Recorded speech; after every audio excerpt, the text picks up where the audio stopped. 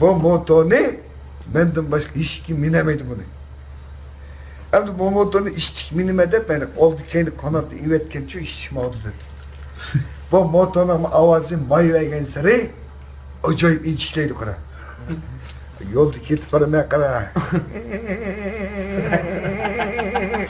Bir iyilik var gelgende niye iyilik kaldı? Git bıraktım. Yıraktım vardım oğlandım ama.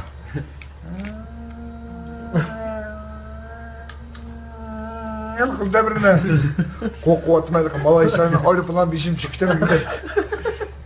Git bıraktım birinin yenimden vırlık ötketti bu. Uçak korsam vuyan odanı 280 ayda yaptı bir şey.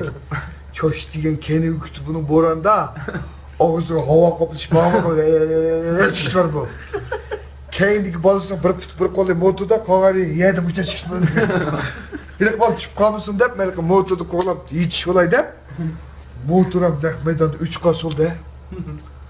Yolun töpede ilk tip kaldım motor ne? Olmaydı kıra bu.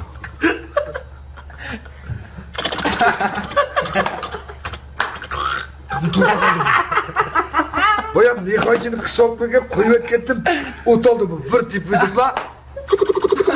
Kettim kendim bunu.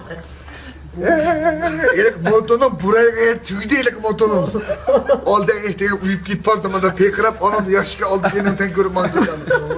Hey bala diyeceğim hın uykusu da bu. Moto diyen telep gitmedi. Hey bala hın uykusu bu. O hiç oldum bunu tok dedim ben mi tok dedim. İki maşın top ötketti aldığımızda. Benim bir gözümde 30 daldan 60 daldan kıvıt çıktı. Taş ütme liman çoydaysa. Ha balan çukkala da kaptık o. Çıkmadan kendime balam. Neyse opak